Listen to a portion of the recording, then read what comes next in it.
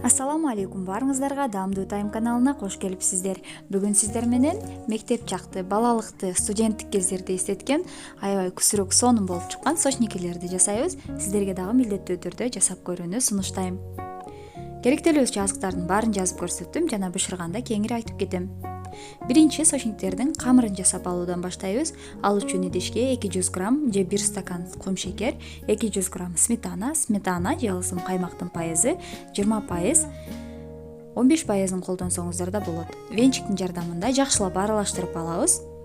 Аралаштырган соң 100 грамм ушундай үй шартында жумшартылган сары майды жана бир жумуртканын сарысын кошобуз. Агын болсо ичине кошкону алып коебуз. Жакшылап тегиз масса болгончо аралаштырып алабыз.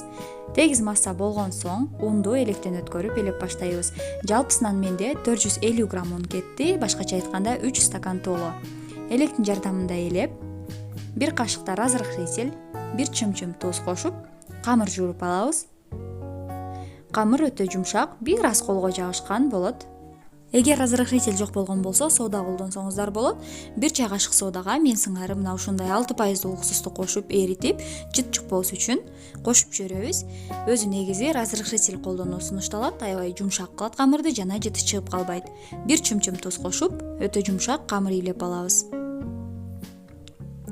Эгер каналыбызда жаңы болсоңуз, подписаться кнопкасын басып, анын жанындагы коңгуроочону басып койсоңуз, биздин видеолорубузду автоматтык түрдө көрүп турасыз.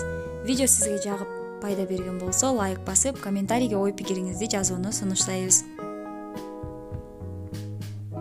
Көрүп турганыңыздардай камыр колго жабышпайт, бирок өтө жумшак.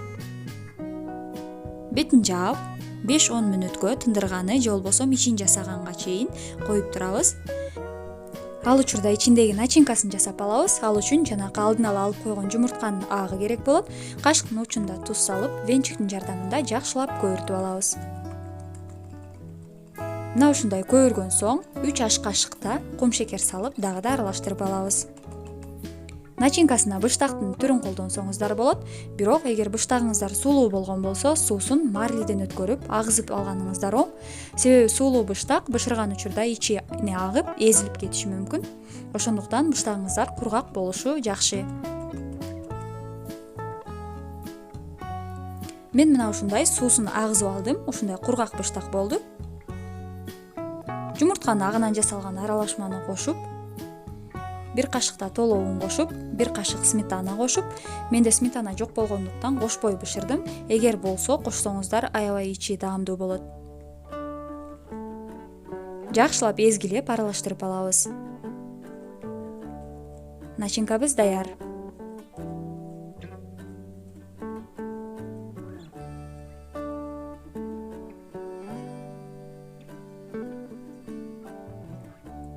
Эми тынган камырды алып, майда бөлүкчөлөргө бөлүп баштайбыз. Мен орточо өлчөмдөгү сочниктерди жасадым, ошондуктан 13 бөлүккө бөлүп алдым. Эгер сиздер бир аз кичинекей кылам десеңиздер, анда 16-17 бөлүккө бөлсөңүздөр да болот. Бөлүп алган соң тегеректеп алабыз. Кол тактанын жардамында же болбосо колдун эле жардамында бир аз майлап жайып баштаганга болот. Калыңдыгы 5 мм же болбосо 0,5 см кылып жайып алабыз. Жайып жаткан учурда четтери бир аз ажырап кетиши мүмкүн. Бул эч кандай коркунучтуу турбайт. Колуңуз менен кайра жабыштырып койсоңуз болот. Көргөнүңүздөрдөй 5 мм калыңдыкта. Жайып алган соң ичине начинкадан мол салып, жарым бети менен жаап, четтерин колуңуздун жардамында басып койсоңуз болот. Калган сочниктерди дагы ушул ыкма менен баарын жасап алабыз. Достор, эгер видеобуз сизге жагып пайда берип жаткан болсо, комментарийге ой пикириңизди жазып, класс белгисин коюп, лайк белгисин басып, бизди колдоп коюшуңузду өтүнөбүз.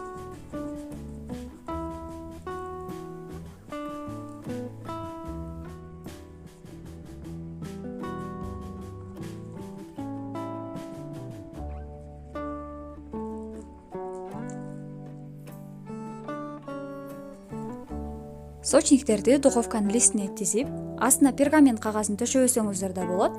Майлабай эле духовканын табагына салсаңыздар болот. Жумуртканын сарысы менен сүртүп, 180 градуста 20-30 мүнөттө бышып чыгат. Бышырып алсаңыздар болот. Бышканда бир аз катуу болот. 5-6 саат турган соң аябай жумшап, күсүрөп, өзүнүн даамына келип калат. Албетте жасап көрүшүңүздөрдү сунуштайм. Көргөнүңүздөр үчүн чоң рахмат.